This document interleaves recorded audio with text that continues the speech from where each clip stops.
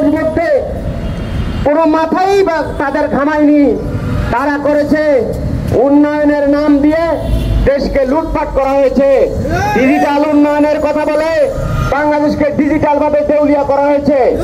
Smart Bangladesh করার নামে smart ভাবে বাংলাদেশ থেকে টাকাগুলো পাচার করে দিয়েছে।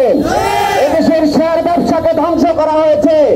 বাংলাদেশের প্রতিটা গার্মেন্টসকে, অধিকাংশ গার্মেন্টসকে ভিনদেশীদের চক্রান্তের কারণে এদেশের সরকারের সহযোগিতা এগুলোকে বন্ধ করা হয়েছে।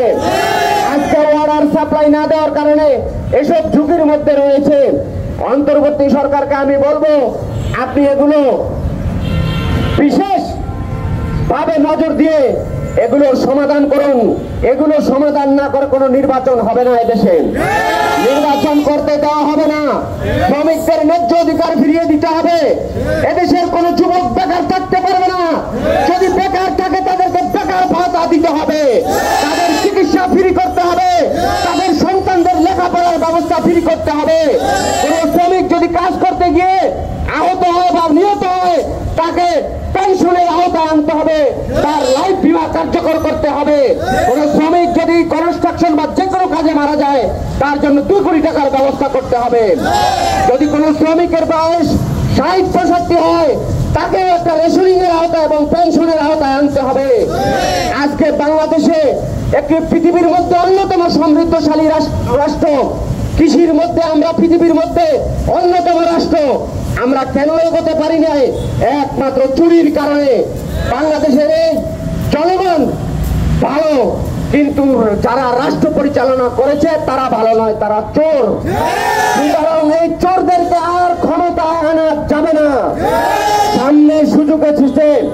প্রায় 350 বছর পরে এদেশের ইসলাম ও মুসলমানদের বিজয়ের একটি সুযোগ এসেছে। আজকে যদি ইসলামী দলগুলো এবং এদেশকে যারা ভালোবাসেন তারা ঐক্যবদ্ধভাবে নির্বাচন করতে পারেন, তাহলে আগামীতে তারাই ক্ষমতায় আসবেন। সুতরাং কোন বুদ্ধিমান কোন লোক নির্বাচনের সময় যাদের অতীত রেকর্ড অত্যন্ত খারাপ, যারা বারবার দুর্নীতিতে চ্যাম্পিয়ন হয়েছেন, যারা হাওয়া ভবন করেছেন, যারা খাম্বা বিক্রি করেছেন, যারা বাংলাদেশের টাকা লুটপাট করেছেন, তাদেরকে আর আমরা দেখতে চাই না। সুতরাং আসুন, আজকের এই শ্রমিক দিবসে, মে দিবসে আমাদের প্রতিজ্ঞা হোক, আগামীর বাংলাদেশ হবে শ্রমিকদের বাংলাদেশ। আগামীর বাংলাদেশ হবে শ্রমিক বান্ধব বাংলাদেশ। আগামীর বাংলাদেশে শ্রমিকদের ন্যায্য অধিকার ইসলামী শ্রমনীতি অনুসারেই হবে। সেজন্য আমরা তৈরি থাকি। সবাই আমরা ইসলামী শ্রমিক আন্দোলনের সাথে যুক্ত থাকি। আমাদের এই মাসকে দাওয়াতি মাস করা হয়েছে। আপনারা ঢাকা মহানগর উত্তর সহ যে যেখানেই থাকেন আমাদের এই সংগঠনে দাওয়াত দিবেন।